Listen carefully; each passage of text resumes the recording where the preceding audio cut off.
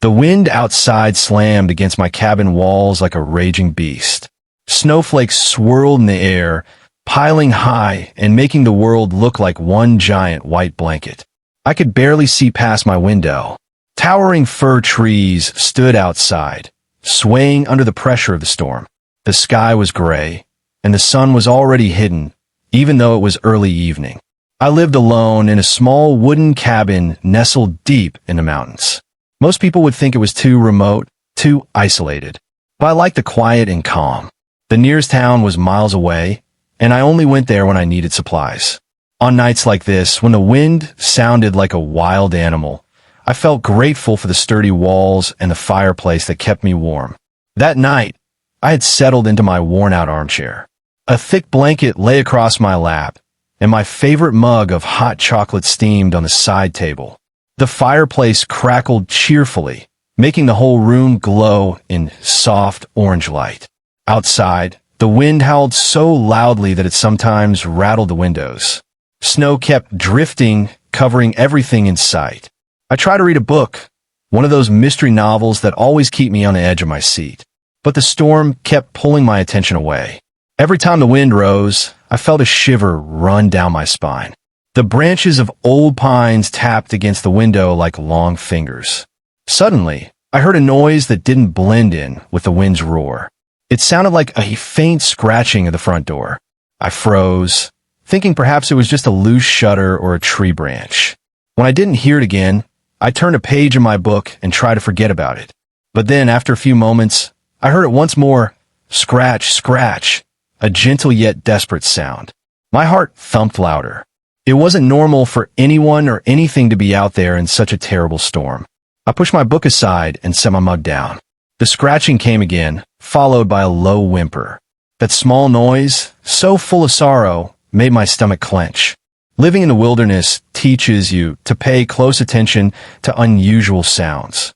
I got up from my chair, feeling my bare feet meet the cold wooden floor. I walked to the door as quietly as I could. By then, the scratching had stopped, replaced by silence. But I still felt uneasy. I clicked on the small flashlight I kept by the door, took a breath, and carefully opened the door just a crack. At once, an icy blast of wind and swirling snow invaded my cozy cabin. Shining the beam of light outside, I squinted through the storm. At first, I saw nothing, just white snow drifting across the porch. Then, near the corner, something moved. A shadow. As I stepped closer and angled the flashlight, I saw what looked like a dog, a large German shepherd crouched and shivering. His fur was crusted with ice, and he was so thin I could see his ribs. He whimpered once more, a pitiful sound that tugged at my heartstrings. My breath caught in my throat. Without thinking, I pushed the door open and set the flashlight on the floor. I scooped the trembling dog into my arms. His fur was soaking wet and freezing. He couldn't even hold himself up. His legs gave out as I lifted him. He was heavier than I expected, but I managed to carry him inside and kick the door shut against the shrieking wind. I placed him gently on an old rug by the fireplace. My mind raced with questions. Where did he come from? Why was he alone in such a fierce storm? Was anyone looking for him? But those questions had to wait. Right then, the only thing that mattered was saving his life. I grabbed a few blankets from my bedroom and wrapped them around the dog. He hardly moved, and his eyes were half closed. His breathing was fast and shallow. I ran to the kitchen, filled a bowl with lukewarm water, and placed it near his muzzle, hoping he would drink. For a moment, I feared I was too late. He was so cold, he felt more like an icicle than a living, breathing creature. I got another towel and began rubbing his fur, trying to generate some warmth. The snow and ice stuck to his coat, but bit by bit, it began to melt. When his ears twitched slightly, relief washed over me. He was alive, and there was still hope.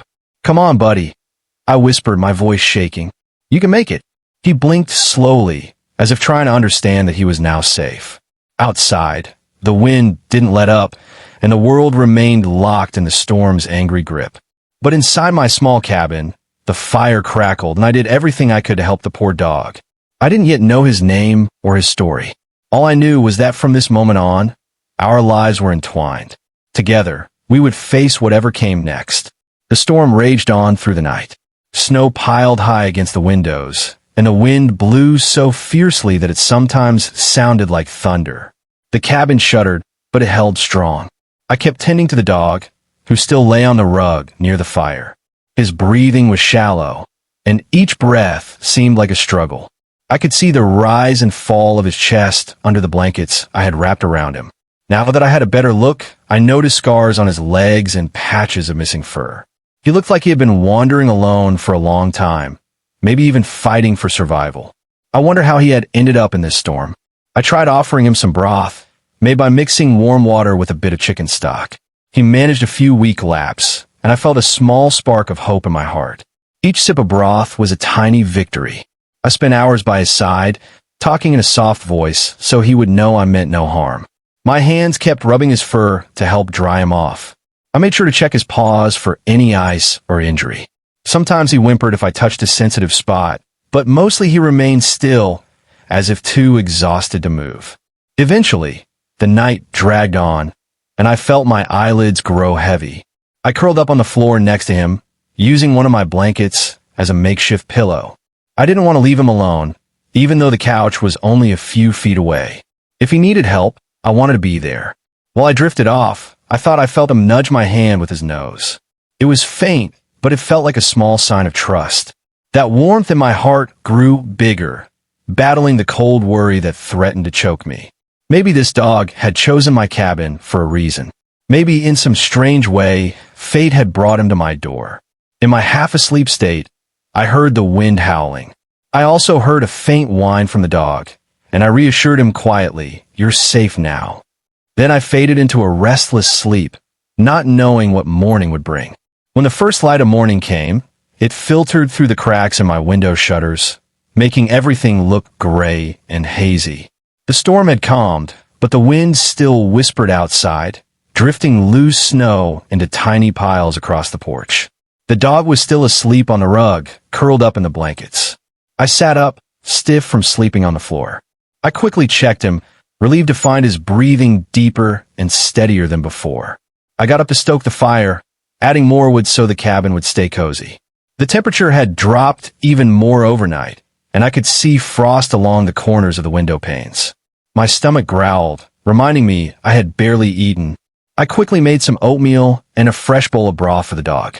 As I was blowing on the broth to cool it, I heard it again, scratch, scratch. My heart froze. It was that same sound I'd heard the night before. But this time, it was morning, and I knew it wasn't my imagination. The sound was clear, coming from the front door. Could it be the same dog, somehow back outside? No, that couldn't be. I looked at the rug. He was right there, still asleep. Yet the scratching came again, followed by a soft yelp, like a cry for help. I set the bowl down and approached the door with caution. I wasn't sure if I should be scared or curious. Opening the door just a crack, I felt the cold rush in once more. At first, I saw no one. Then I looked down. Another German shepherd, this one smaller and younger looking, stared up at me with wide, desperate eyes. Its fur was also matted and covered in frost, and it shivered just like the first dog had. "Oh my goodness," I breathed. My heart pounded. What were the odds? 2 stray dogs, both in terrible shape, finding my cabin during the same storm? I pushed the door open and gently coaxed the newcomer inside. The younger shepherd looked around nervously, then spotted the older dog sleeping near the fire. A flicker of recognition lit in its eyes. Wagging its tail ever so slightly, the younger dog approached and sniffed the older one's face.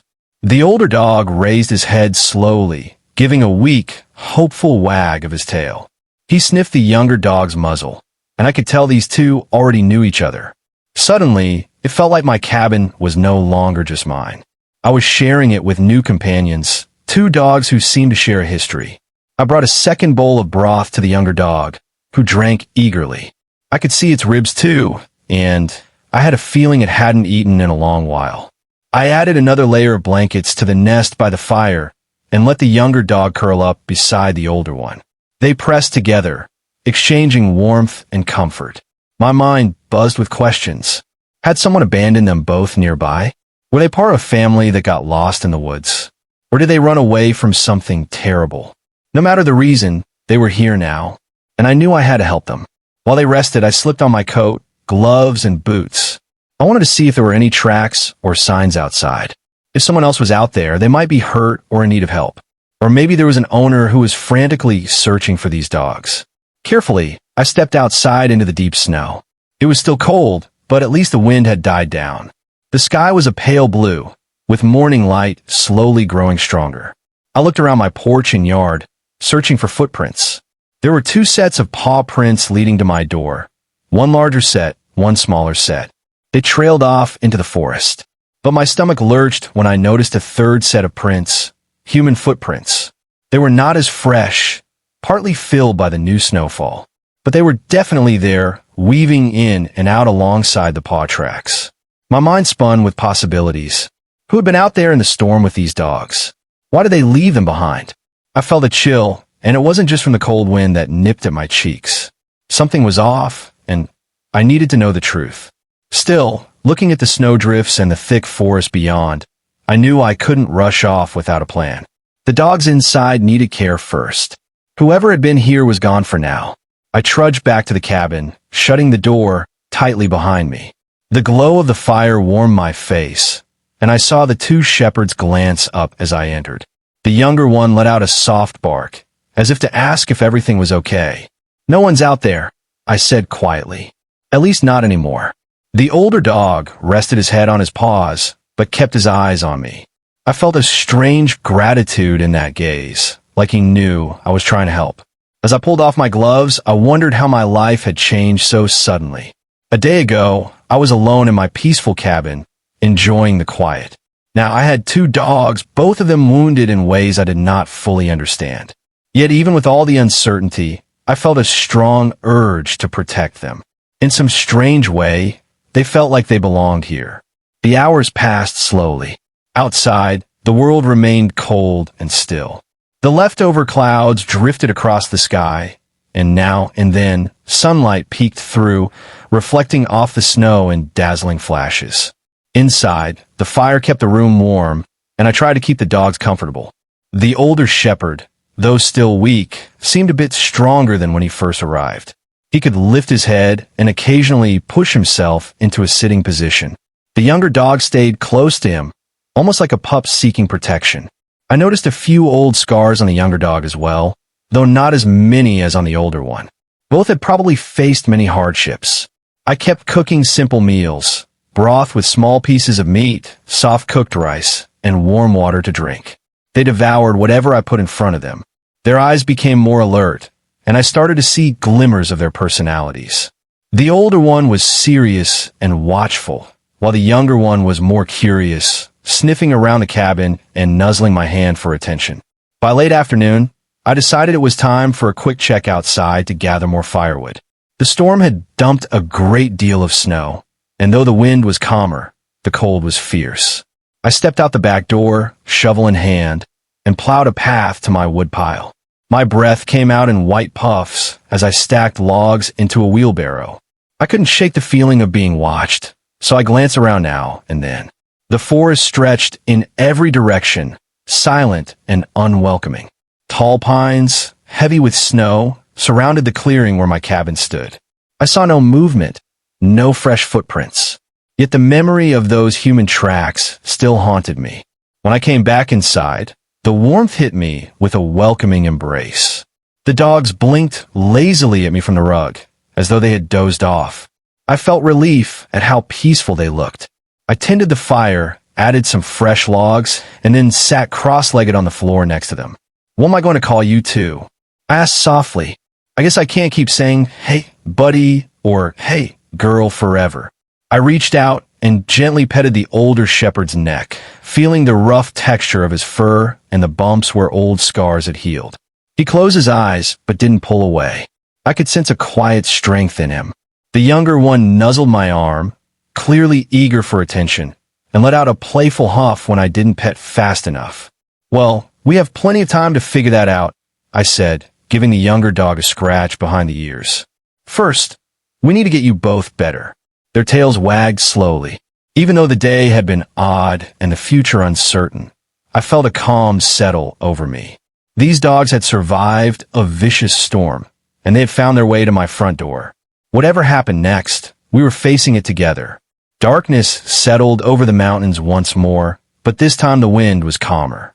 The sky had cleared, revealing a scattering of bright stars above the towering pines. I lit a lantern that hung from a ceiling beam, adding a cozy glow to the living space.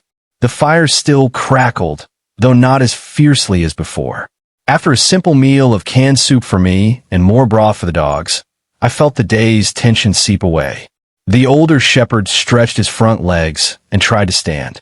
He wobbled, but he managed to walk a few steps. His back legs were shaky, and he nearly fell, but he stayed upright long enough to sniff around the cabin. The younger dog followed, trotting at his side. It was a small victory to see them up and exploring. I placed a couple of old towels and blankets in a corner of the room, where the fireplace's warmth could still reach. When I patted the blankets, the older shepherd moved there and lay down. The younger one curled against him. I had never owned dogs before, but watching them stirred a sense of protectiveness in me. Their trust, even though it was fragile, meant the world to me. By the time I got ready for bed, the outside air had grown even colder. I double-checked the doors and windows to ensure no drafts would sneak in. Then I checked the dogs again, making sure they had enough blankets. They both seemed content. The younger one had fallen into a peaceful sleep, while the older one watched me with half-closed eyes. I climbed into my own bed, a small twin pushed up against one wall. I kept the lantern on low just in case. My mind reeled with everything that had happened. Who did these dogs belong to? Did someone hurt them? And what about the human footprints I found? Would that person come looking for them? As I drifted off to sleep, I thought I heard a soft sound, like a tiny whine, but it faded away quickly. Maybe it was just the wind, or maybe it was one of the dogs dreaming. Either way, I let the gentle crackling of the dying fire lull me to sleep. For the first time in a long while, I didn't feel entirely alone in my cabin. I woke up before sunrise. The cabin was chilly, so I pulled on some thick socks and a sweater before stepping into the main room. The dogs were still dozing. Their breathing sounded steady, which filled me with relief. I quietly threw a couple more logs into the fireplace and decided to make myself a hot drink. While I waited for the water to boil, I moved around the cabin, looking out each window to see if the storm had returned or if there were any new footprints. The snow outside had a soft pinkish glow in the early morning light. No new tracks, thankfully. After preparing some tea, I also warmed up more broth for the dogs. By the time the room was filled with the scent of food, the older shepherd sat up, ears perked. The younger one yawned widely, a cute gesture that made me smile. I placed the bowls on the floor, and they both lapped the broth like it was the best meal they'd ever tasted. Watching them eat so eagerly reminded me that they must have been starving for days. My heart hurt thinking of what they might have gone through. No dog should suffer like that. Just then, there was a sudden, loud thump against the front door. I nearly spilled my tea, and the dogs jerked their heads up, hackles raised. It sounded like something big had hit the door. My mind raced. Could it be a wild animal? A bear? A lost hiker? I grabbed my flashlight. Though it was getting light outside, I still felt safer holding it, and approached the door. My pulse pounded in my ears. I cracked the door open, letting in a blast of cold air. Nothing. The porch was empty. Fresh snow lay everywhere, unmarked. I frowned, stepping onto the porch carefully. I heard a rustling sound to my left, near a small pile of firewood. I pointed the flashlight, expecting to see a raccoon or a fox. Instead, I saw a large branch that had fallen from a tree above and crashed against the side of the cabin. It must have rolled against the door, making that loud thud. Just a broken branch, I called back to the dogs, relieved. I saw them peeking through the doorway, both alert but no longer growling. I dragged the branch off the porch and tossed it into the snow, then went back inside, shutting the door with a sigh. The older shepherd relaxed, but the younger one kept sniffing at the bottom of the door. That sniffing turned into whining, and he pawed at the wooden boards like he sensed something.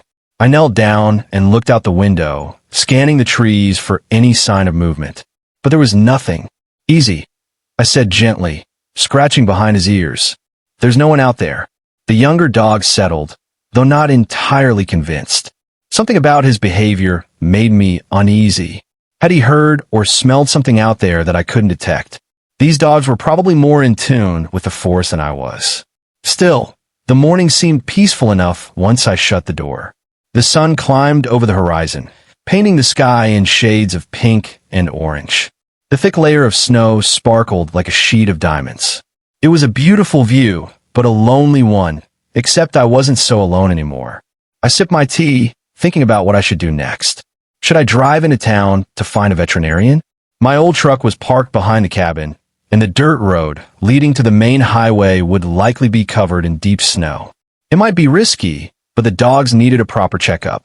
Then again, they seemed stable for now, and there was still a problem: the footprints and the possibility of whoever had owned them. I looked down at the dogs. Their eyes sparkled with a sort of cautious hope, like they were starting to trust me, but still expecting something bad to happen. "I'll figure this out," I promised them. They both blinked, as if they understood. I hope I could keep that promise.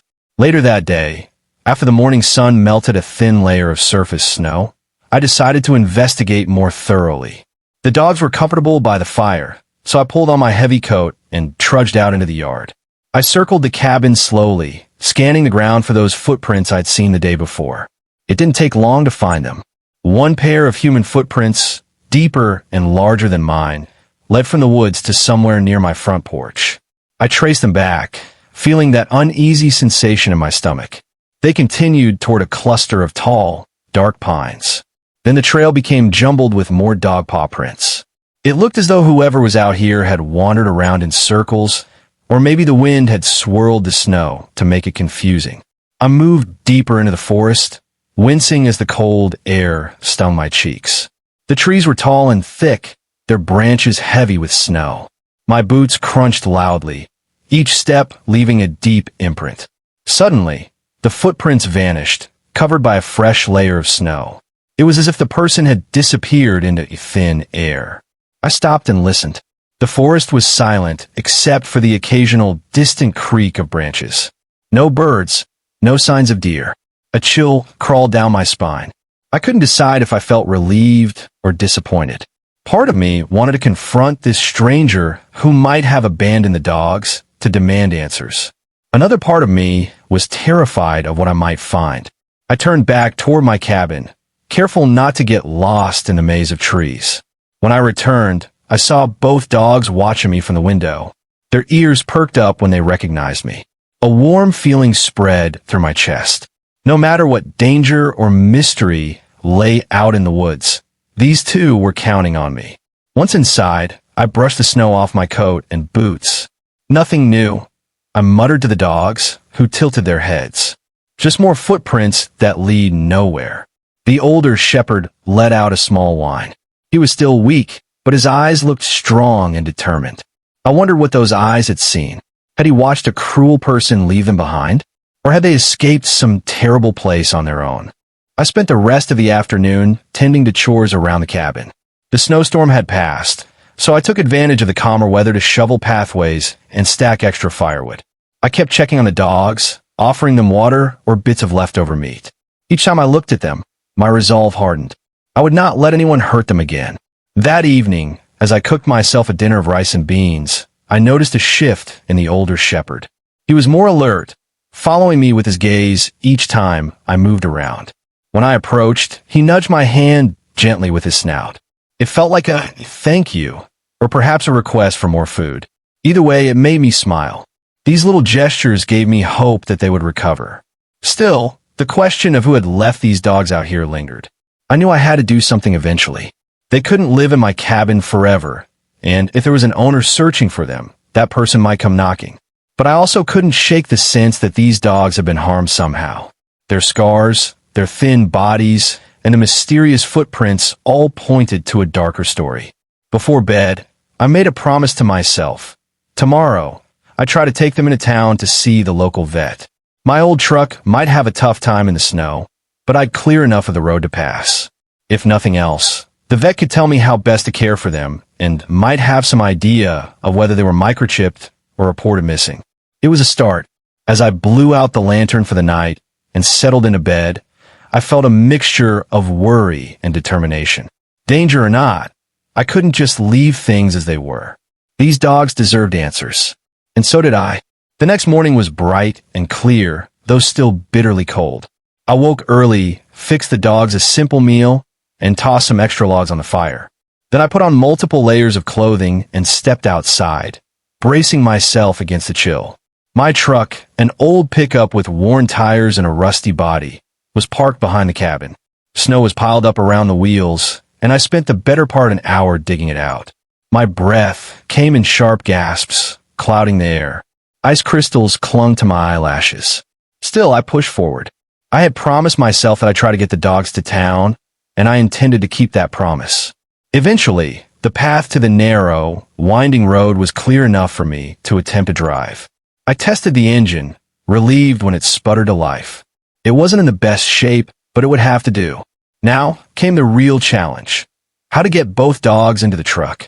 The younger one was curious, following me outside eagerly. The older dog hesitated, limping on 3 legs while trying not to put weight on his sore hind leg. I coaxed him gently, offering treats, and finally managed to get him onto the seat. The younger shepherd hopped in behind him, tail wagging cautiously. It was a tight fit. I spread out old blankets to keep them warm. Then, with a final look at my cabin, I climbed into the driver's seat, cranked the heat, and said a silent prayer that we wouldn't get stuck in a snowbank. The first few miles were rough. The tires slipped on patches of ice, and the truck groaned whenever it hit a chunk of packed snow. I drove slowly, gripping the wheel with white-knuckled hands. The dogs seemed tense, pressing their noses to the window or glancing nervously at me. They probably had never been on a drive like this, or maybe they had, but not under good circumstances. At one point, the road curved sharply and the truck's rear wheels lost traction. We slid sideways. I shouted, "Hang on," as I fought the steering wheel, heart pounding. Somehow, the tires caught on a patch of gravel, and I managed to regain control. The dogs were panting heavily, eyes wide, but still calm enough to remain seated. After what felt like hours, but was likely less than one, we reached the main road. A county truck had plowed recently, leaving a path of packed snow. My shoulders loosened, and I let out a long breath. At least this part was easier. As we traveled, I noticed occasional cabins and homesteads set back from the road. Smoke rose from chimneys, and tall pine trees lined every curve. The scenery was beautiful, but I hardly had time to admire it. My mind was on the dogs and the questions swirling around them. Would the local vet recognize them? Would I run into the person who had left those footprints? Finally, the small town of Pine Haven came into view. It was little more than a handful of buildings, a grocery store, a diner, a tiny post office, and a veterinary clinic near the edge of town. During the winter, Pine Haven didn't see many visitors, but the locals looked out for each other. I parked outside the clinic, heart thumping. The sign said Dr. Alvarez, DVM. I hoped Dr. Alvarez was in today. I hopped out, carefully guiding the older shepherd down to the snow. He winced but tried to stay on his feet. The younger dog jumped out more easily, though it stayed close by, eyeing the unfamiliar surroundings.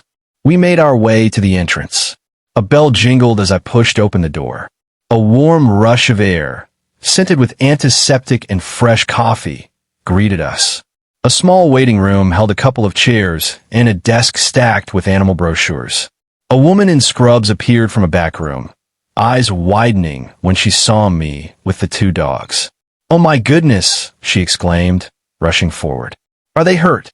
"Not sure," I said, my voice shaky from nerves and the cold. "They showed up in my cabin. They look malnourished and have some scars. I just want to make sure they're okay." She nodded, her expression full of concern.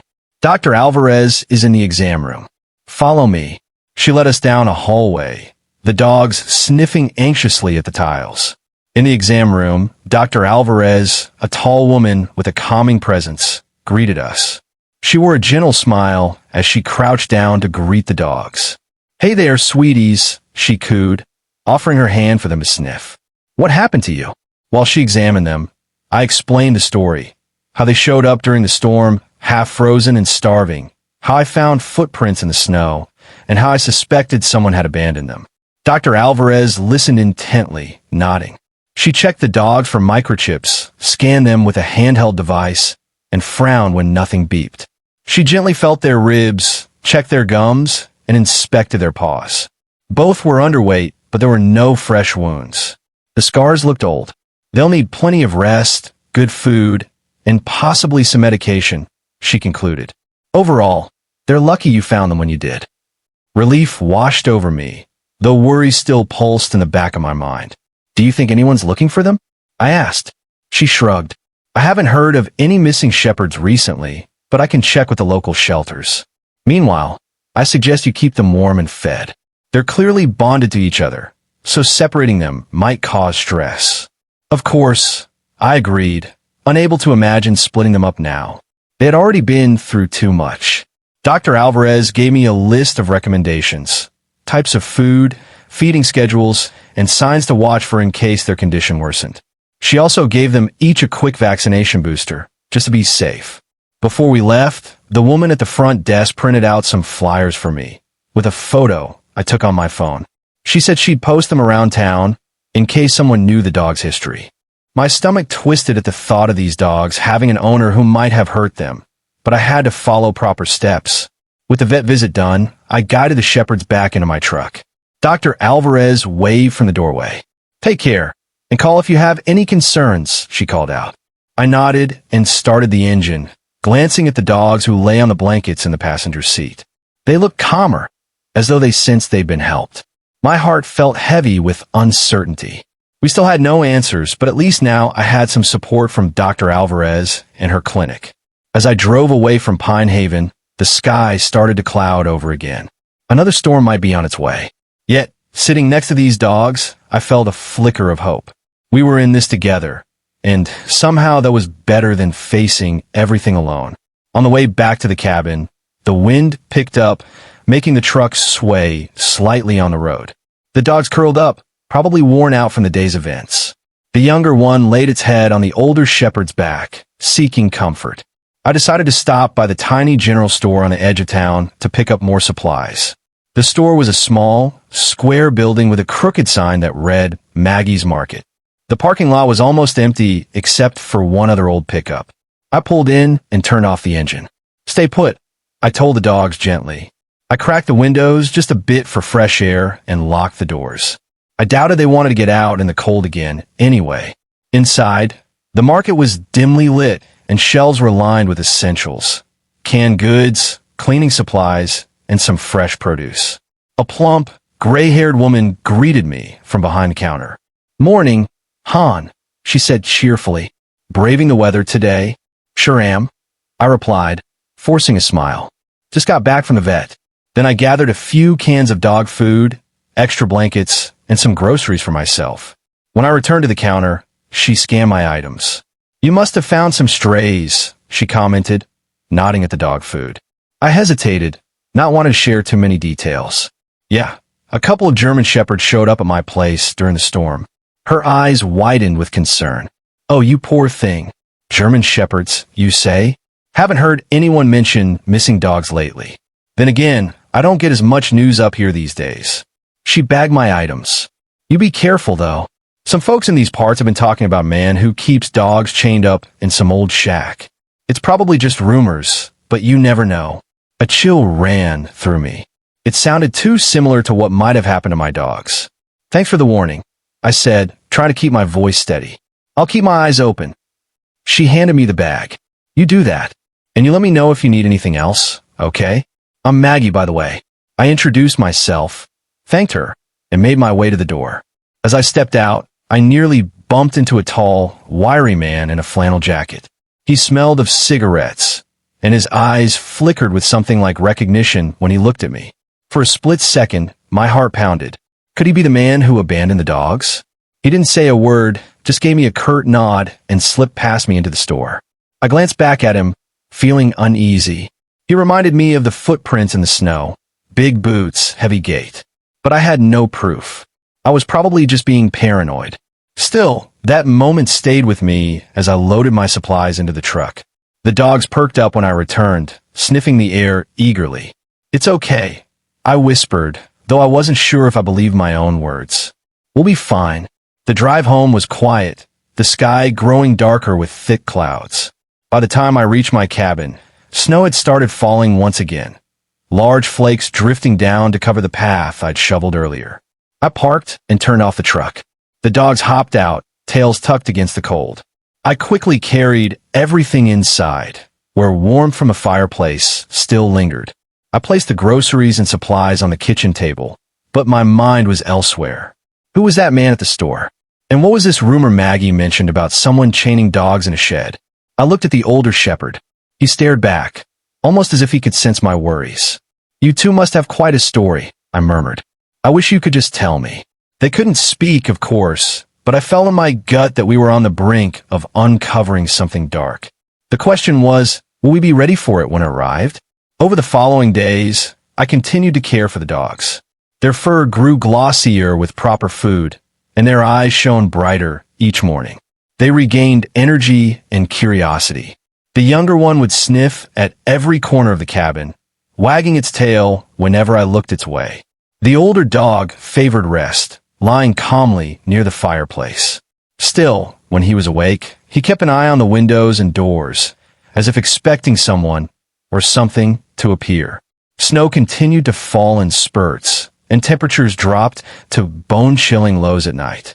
One evening, as I sat near the fireplace reading an old book, my phone buzzed. It was an unknown number. Surprised that I even had a signal, I answered. "Hello," I said, keeping my voice low. The older shepherd glanced at me with mild interest. "Is this the person who brought in 2 shepherds to Dr. Alvarez's clinic?" A female voice asked, somewhat tense. "Yes, that's me," I said. "Who's calling?" She introduced herself as Deputy Marshal from the Pine Haven Sheriff's Department. "We got your information from Dr. Alvarez. We've been investigating a series of reports about mistreated animals in the area. We'd like to talk to you about what you found in the forest." My pulse quickened. "Sure, I can talk. I found footprints along with the dogs, but I don't really have much else." "That's okay. Even small details help. Would you mind coming down to the station or meeting me at your cabin?" I hesitated, glancing at the dogs. They were finally comfortable. I didn't want to disturb them with more travel. "Could we meet at the station in a couple of days? I'm still dealing with the snow on my road." Deputy Marshal agreed, asking for a day and time. We set it for a morning later in the week, weather permitting. She added, "If you see anything suspicious, or if that person comes back, call us right away." After I hung up, a strange mix of relief and fear washed over me. On one hand, it felt good to know someone official was investigating. On the other, talking to law enforcement made the situation more real. There really was a criminal element lurking somewhere in these quiet woods. That night, I couldn't sleep well.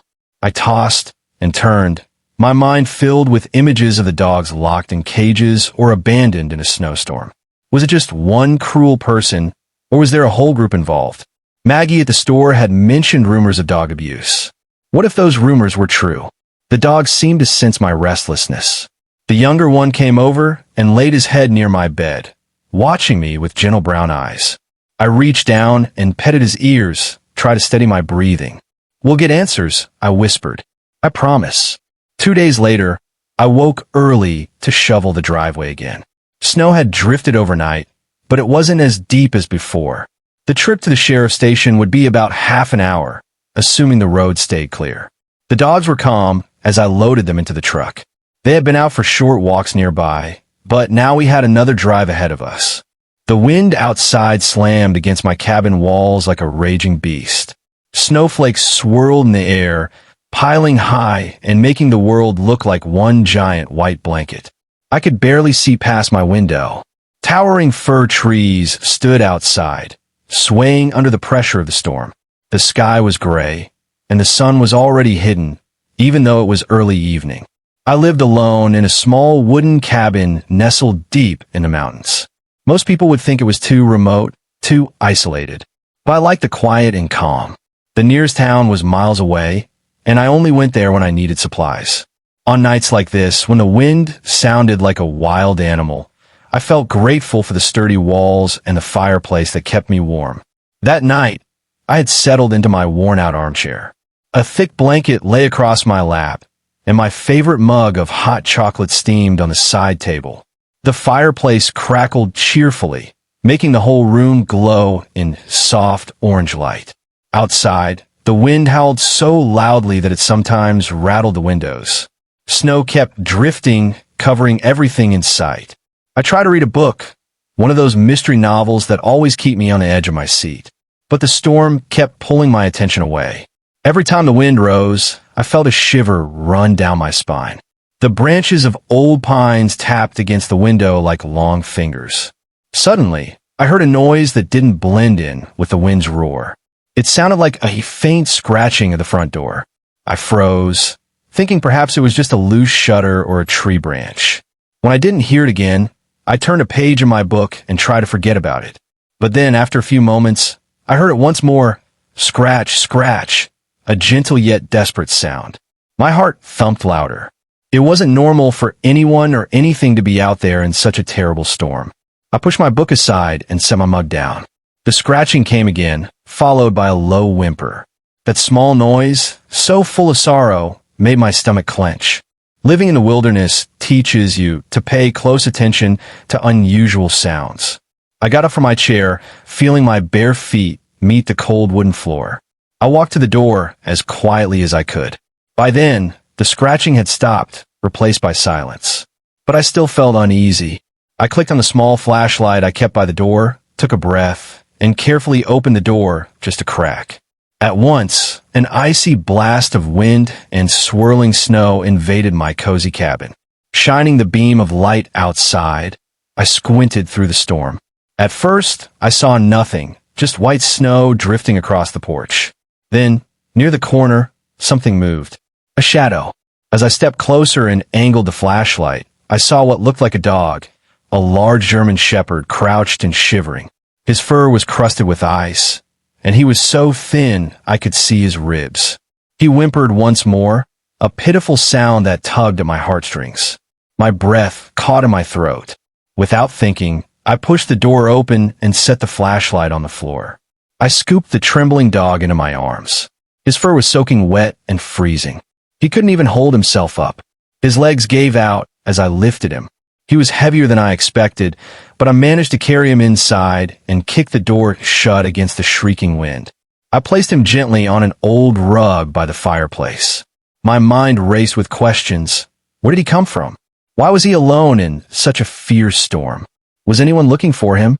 But those questions had to wait. Right then, the only thing that mattered was saving his life. I grabbed a few blankets from my bedroom and wrapped them around the dog. He hardly moved, and his eyes were half closed. His breathing was fast and shallow. I ran to the kitchen, filled a bowl with lukewarm water, and placed it near his muzzle, hoping he would drink. For a moment, I feared I was too late. He was so cold, he felt more like an icicle than a living, breathing creature. I got another towel and began rubbing his fur, trying to generate some warmth. The snow and ice stuck to his coat, but bit by bit, it began to melt. When his ears twitched slightly, relief washed over me. He was alive, and there was still hope. "Come on, buddy," I whispered, my voice shaking. "You can make it." He blinked slowly, as if trying to understand that he was now safe. Outside, the wind didn't let up, and the world remained locked in the storm's angry grip. But inside my small cabin, the fire crackled, and I did everything I could to help the poor dog. I didn't yet know his name or his story. All I knew was that from this moment on, our lives were entwined. Together, we would face whatever came next. The storm raged on through the night. Snow piled high against the windows, and the wind blew so fiercely that it sometimes sounded like thunder. The cabin shuddered, but it held strong. I kept tending to the dog, who still lay on the rug near the fire. His breathing was shallow, and each breath seemed like a struggle. I could see the rise and fall of his chest under the blankets I had wrapped around him. Now that I had a better look, I noticed scars on his legs and patches of missing fur. He looked like he had been wandering alone for a long time, maybe even fighting for survival.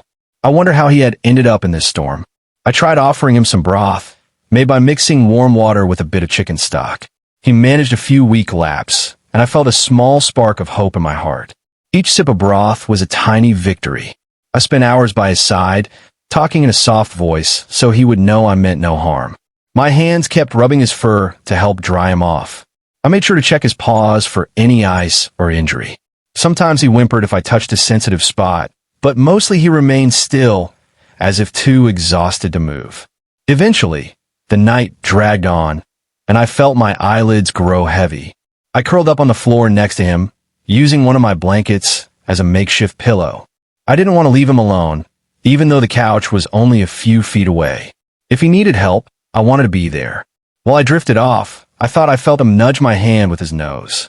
It was faint, but it felt like a small sign of trust. That warmth in my heart grew bigger, battling the cold worry that threatened to choke me. Maybe this dog had chosen my cabin for a reason. Maybe in some strange way, fate had brought him to my door. In my half-asleep state, I heard the wind howling. I also heard a faint whine from the dog, and I reassured him quietly, "You're safe now." Then I faded into a restless sleep, not knowing what morning would bring.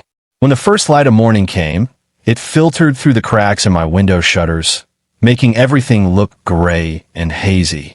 The storm had calmed, but the wind still whispered outside, drifting loose snow into tiny piles across the porch. The dog was still asleep on the rug, curled up in the blankets. I sat up, stiff from sleeping on the floor. I quickly checked him, relieved to find his breathing deeper and steadier than before. I got up to stoke the fire, adding more wood so the cabin would stay cozy. The temperature had dropped even more overnight, and I could see frost along the corners of the window panes. My stomach growled, reminding me I had barely eaten. I quickly made some oatmeal and a fresh bowl of broth for the dog. As I was blowing on the broth to cool it, I heard it again, scratch, scratch. My heart froze. It was that same sound I'd heard the night before. But this time, it was morning, and I knew it wasn't my imagination. I could tell they sensed my tension, as they whined softly when I turned the ignition. The drive went smoother this time. The plows had been out, and the sky was crisp and blue. Pine Haven looked almost cheerful under the sunlight. The sheriff's station was a modest brick building with a single flagpole outside. I parked in one of the few spots and got out, giving the dogs a reassuring pat before heading in alone. I wasn't sure if the station would allow dogs inside, and I didn't want to overwhelm them. Inside, a receptionist pointed me toward Deputy Marshal's office. She was a tall woman with a firm handshake, wearing a heavy-duty winter coat, even indoors. Her short hair was tied back in a ponytail, and she had sharp, inquisitive eyes. We sat down at a small table in a cramped office. "Thank you for coming," she said, pulling out a notepad. "I appreciate you taking the time." I told her everything I could remember. The night I found the first dog scratching at my door, the second dog arriving the next morning, the footprints in the snow. I described the old scars and injuries on the dogs, and how Dr. Alvarez said they showed signs of prolonged neglect. Deputy Marshal nodded, scribbling notes. "This lines up with the tip we got. Someone mentioned seeing a man keeping dogs in poor conditions out near an abandoned mining shed. Know anything about that?" I shook my head. "No, but I heard rumors at the general store. Maggie mentioned something similar." She pursed her lips. "We've got a partial description of the man, but no solid leads. If you see anything suspicious, let us know. Meanwhile, you might want to be careful out there. Whoever this is, they might not take kindly to losing their dogs." A shiver ran down my spine. "I understand." She closed her notepad. "One more thing. Can you describe the footprints? Size, direction, anything?" I did my best, though I was no expert. They seemed large, like a man's. The tracks led from the woods to my cabin and then disappeared back into the trees. She thanked me and handed me a card with her contact information. "Call anytime. We'll do our best to patrol the roads, but we have limited manpower, especially in winter." Leaving the station, I felt a little lighter. At least the authorities knew and were on alert. Still, my gut told me this wasn't over. When I got back to the truck, the dogs welcomed me with wagging tails. It warmed my heart to see them so eager, but the thought of them possibly belonging to a cruel owner made me sick. "I'm not letting you two go back to him," I muttered, starting the engine. The dogs tilted their heads, as though understanding my promise. Several days passed quietly. I kept busy splitting logs, reading, and caring for the dogs. They continued to improve, eating more, growing stronger, and even playing a bit. The older shepherd, who once limped, now moved around with only a slight hitch in his gait. The younger dog had plenty of puppy-like energy, wagging his tail at every new discovery around the cabin. One cloudy afternoon, I decided to venture deeper into the forest behind my cabin. I wanted to see if there was any abandoned shed or structure where someone might have kept these dogs. Maybe I could find more clues. Normally, I'd never stray too far in winter, but curiosity and concern drove me onward. I brought the older shepherd along. He trotted beside me, ears perked. The younger one stayed back in the cabin, as I didn't want both dogs exposed to potential danger. I carried a flashlight and a walking stick for balance in the snow. We walked for almost 20 minutes, weaving through thick pines and avoiding patches of ice. Now and then, I spotted old footprints, perhaps from a week ago, maybe more. The snow was disturbed in odd places, as if someone had struggled or dragged something. Suddenly, the older shepherd barked sharply, his ears pointing straight ahead. My heart thumped. I paused, listening. A rustling sound came from the bushes. I took a step closer, my pulse pounding in my ears. Then, a figure emerged, a man with a thick coat and a hood pulled low over his face. He stood there, not more than 20 yards away, staring at us. The shepherd growled, hackles raised. I tightened my grip on my walking stick. We locked eyes for a moment, neither of us speaking. The forest was silent, except for the whisper of wind in the branches. Then the man turned and ran, dashing through the trees with surprising speed. The shepherd barked and tried to pursue him, but I called him back, not wanting to chase a stranger alone in the woods. My legs trembled. Who was that man? Had he been watching my cabin, or was he just passing through? I felt certain it wasn't just a coincidence. He could be the same person who once owned these dogs. Cautiously, I followed the trail a short distance, but the man was gone. Only broken twigs and footprints in the snow marked where he had fled. I decided not to push my luck. The older shepherd stayed close to my side, occasionally sniffing at the ground. His tail was stiff, and I could sense his unease.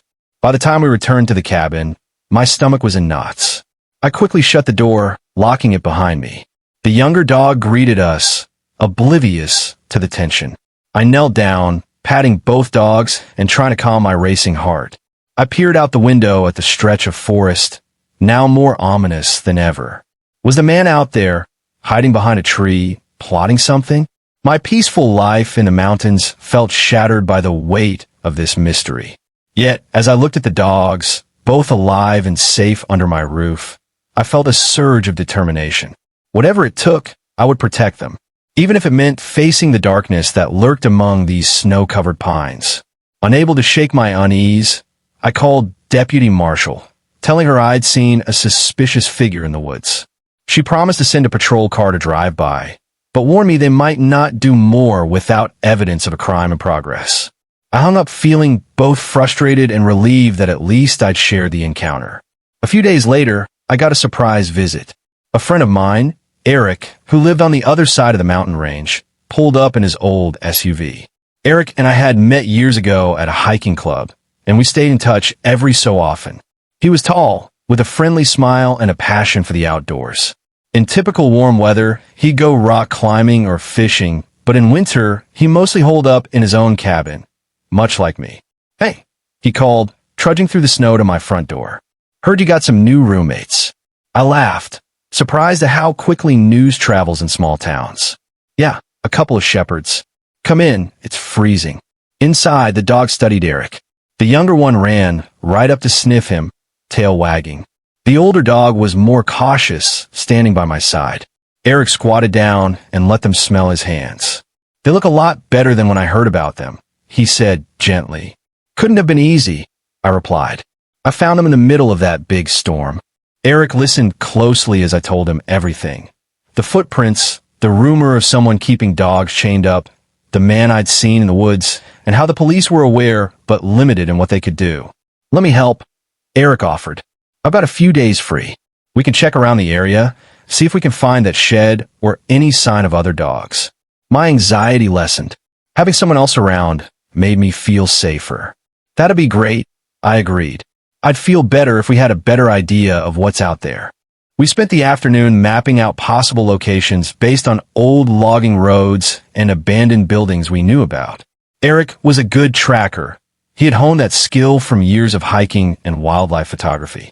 The dogs curled up near the fire, occasionally perking up their ears when we mentioned them. I have a feeling we might find more than we're bargaining for, Eric said, circling a spot on the map. But it's worth it if it means stopping whoever is hurting these dogs. I swallowed hard and nodded. Deep down, I knew we were stepping into dangerous territory, but I also felt a moral duty to keep going. The older shepherd wagged his tail lightly, almost like he was giving us his blessing. Early the next morning, Eric and I bundled up in thick coats, boots, and gloves. The sun was just rising, casting long shadows across the snowy landscape. The air was crisp, and our breath formed small clouds as we spoke. We took Eric's SUV, which had better tires and a higher clearance than my old truck. He had also packed a first aid kit, flashlights, rope, and some supplies.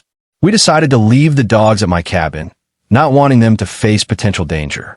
I gave them a comforting pat, assuring them we'd be back soon.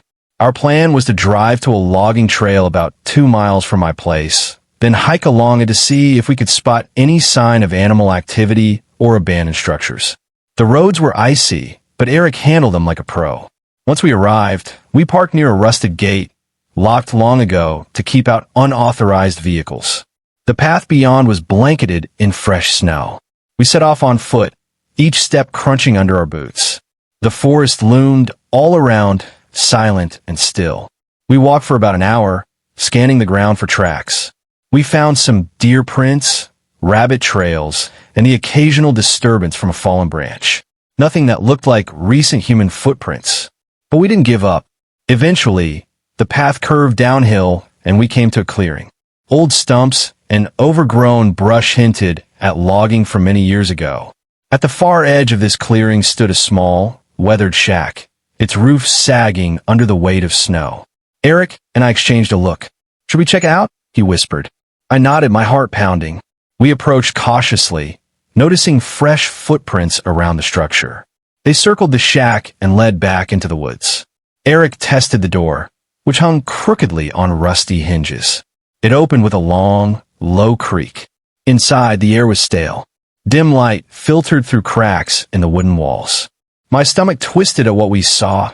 Several makeshift cages lined one side, their metal bars bent and rusted. Torn blankets, bits of rope, and dirty bowls lay scattered across the floor. A wave of nausea washed over me. This was definitely a place where someone had kept animals. The cages smelled of old urine and filth. My mind went to the dogs, imagining them trapped here. Eric let out a shaky breath. "This is horrible. These cages look like they were meant to hold dogs. And recently, too." He pointed to some fresh scratch marks on the wooden posts. We took photos with our phones. I felt anger rise in my chest. No animal deserved to live like this. Before I could speak, Eric hissed, "Someone's coming." We quickly ducked behind a broken cabinet.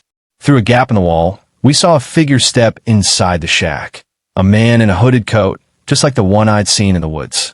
He surveyed the cages, muttering under his breath. Then, as if he sensed something amiss, he spun around and stared right at the corner where we hid. My heartbeat thundered in my ears. Eric held his breath. The man stepped closer, but then a sound from outside, the caw of a crow, seemed to distract him. He muttered angrily and stomped back out of the shack, letting the door slam shut. Eric and I waited a long moment, then peeked out. Through a crack, we saw the man vanish into the trees. We wasted no time. We scrambled out of the shack, scanning the area to be sure he was gone, then hurried back the way we came, hearts pounding. Once we were safely in Eric's SUV, we locked the doors and sat there, catching our breath. "That was too close," Eric said. His face was pale. He would not be pleased to find us snooping around. I swallowed hard. We need to tell the deputy. This is evidence, and they need to check it out. We drove off, fear and anger mingling in my chest. There was no doubt now. These dogs had escaped a life of cruelty. The only question was whether the man we saw was working alone or part of something bigger. And if he realized we had been in that shack, we might have just become his next targets. Back in my cabin, I kept an eye on the tree line, half expecting the hooded man to appear at any moment. The dogs sensed my anxiety. The younger one pawed at my legs, begging for attention, while the older shepherd watched the windows with a tense posture. Eric agreed to stay the night. We called Deputy Marshall immediately, describing what we found, cages, footprints, and the suspicious man. She told us to lock our doors and not confront anyone on our own. An officer would come by in the morning, though we knew it might take time for them to check everything. That evening, we tried to relax, but it was impossible. We sat by the fire, and Eric recounted the scene at the shack. It looked like they'd been breeding dogs or holding them to sell, he said, voice full of disgust. I've heard stories of people running illegal puppy mills, but seeing it in person is different. It's worse than I imagined. My jaw tightened. I thought of the older shepherd and his scars. Was he forced to fight other dogs, or had he been abused for disobedience? The idea made me ill. The younger dog jumped onto the couch, curling up at my side as if sensing I needed comfort. Night fell, and we took turns watching through the windows. Around midnight, I thought I saw movement near the edge of the clearing. My heart pounded as I peered through a gap in the curtain. A silhouette lurked for a moment, then vanished behind a large pine tree. Was it just the wind blowing branches? I couldn't be sure. I told Eric, and we both stayed up until we felt confident no one was outside. Around 2 a.m., exhaustion took over, and we dozed off. In the morning, I found footprints around the cabin that weren't there before. Large boot prints, circling near the back windows. My stomach twisted in fear. Eric and I carefully photographed them. We realized we needed to show them to the deputy as well. Whoever this man was, he'd been watching us, possibly even peeking through the windows while we slept. A cold dread settled over me, but so did a fierce protectiveness. If he thought he could scare me into giving up the dogs, he was mistaken. Midway through the morning, a police cruiser pulled up. Deputy Marshall stepped out, accompanied by another officer, a tall man with a no-nonsense expression. We greeted them, and I showed them the footprints. They took pictures and studied the prints carefully. Then I led them inside, where we all sat down around my small table. The dog stayed near my feet, the younger one pressing against my leg. Deputy Marshall folded her hands. We appreciate you calling us. We already visited that shack. It matches the location you gave us. We found signs of animal cruelty, just like you described. We have enough reason to suspect criminal activity. Any idea who the man is? Eric asked. The male officer shook his head. Not yet. We do have a few leads on someone who might have used that property, but it'll take time to investigate. Meanwhile, you two should be careful, Marshall added. He knows you've seen his operation. He might come after you or will try to take the dogs back. A knot formed in my gut. What should we do? Keep your doors locked and don't go wandering alone, she advised. If you see him, call 911 immediately. We'll step up patrols in this area. I nodded, feeling both grateful and uneasy. Their presence helped, but I also knew how vast these woods were. The man could easily hide. As they got ready to leave, the older shepherd approached Deputy Marshall, sniffing her hand. She petted him gently. You're safe now, she whispered.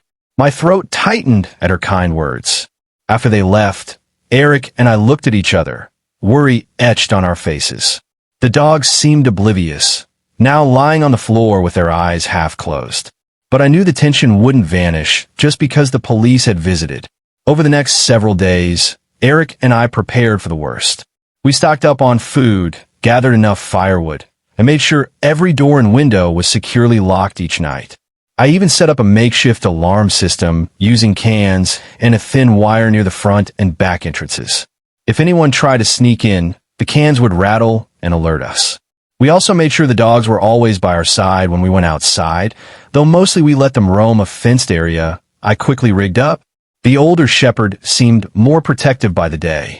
He would patrol the yard, sniffing the air for any sign of danger. Eric planned to return to his place eventually, but he stuck around longer than expected, worried about my safety. I appreciated his company, grateful not to be alone during such a stressful time. One evening, we sat by the fireplace, sipping hot tea while the dogs dozed at our feet. We talked about normal things, books we'd read, favorite hiking trails, even childhood memories. It felt good, like a reminder of life beyond the immediate danger. But just as we were about to turn in for the night, the younger dog sprang up, barking furiously at the window. My heart lurched. Eric and I both grabbed flashlights. We peered outside into the darkness, shining beams around the snowy clearing. Sure enough, a figure stood near the tree line. The person, most likely a man, hovered among the shadows. Our flashlights caught a glimpse of a hood and gloved hands. As soon as the beam landed on him, he darted away, disappearing behind the pines. We called 911, and Deputy Marshall's phone went straight to voicemail. We left a hurried message, explaining someone was lurking outside. We grabbed our coats, but thought better than to chase him. Racing into a dark forest against a possibly armed criminal was a terrible idea. Fear pulsed through me as we waited for a call back. Minutes dragged on, each second heavier than the last. The dogs remained on high alert, pacing and growling at the windows. Finally, Marshall called back, apologizing for the delay.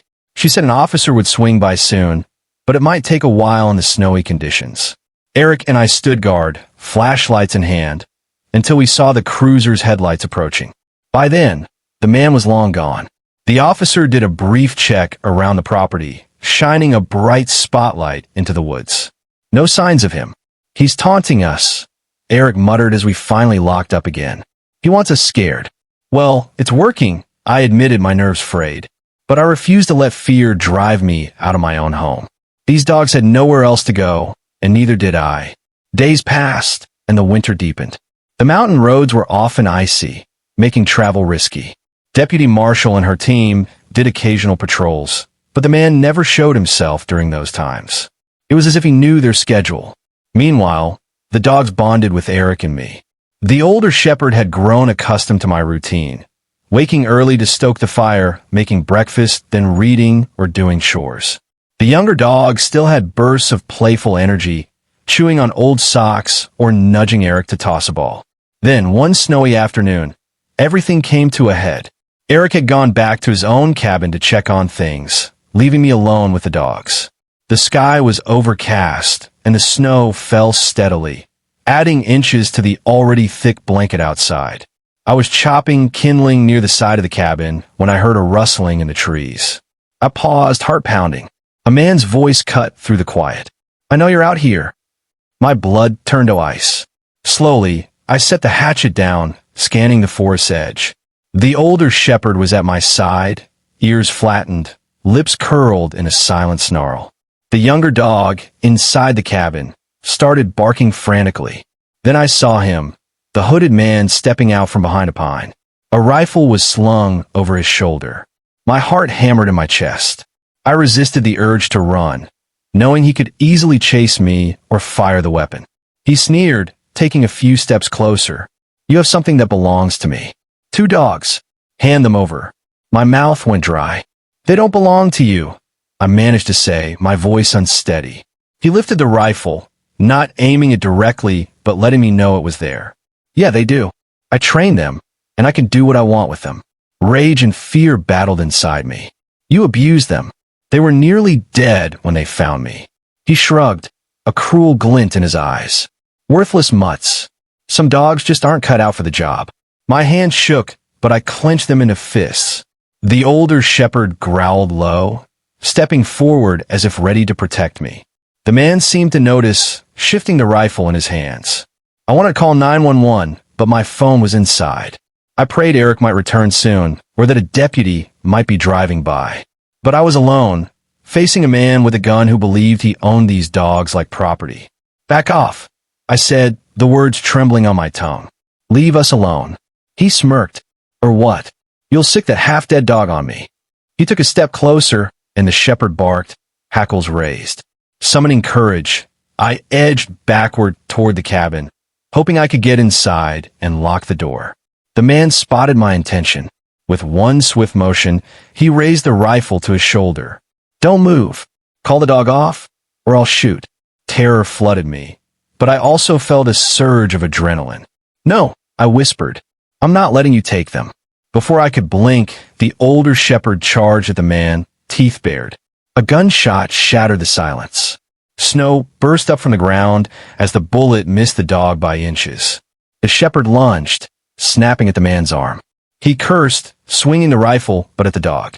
I grabbed the hatchet from the ground, stumbling closer. The man shoved the shepherd away, then spun to face me. His rifle pointed at my chest, eyes wild. "Put it down," he growled, "or I'll kill you right here." My mind reeled. This was it. I was gonna die defending these dogs. But I refused to hand them over. Everything felt slow and surreal as I stared down the barrel of the rifle. Suddenly, a new sound filled the air, the roar of an engine, then skidding tires on snow. Eric's SUV careened around the corner of the cabin, headlights shining straight at the hooded man. He flinched, and in that split second, the older shepherd lunged again, clamping his jaws on the man's coat sleeve. A second gunshot rang out. Splinters flew from the cabin's wall. I ducked, heart pounding in my throat.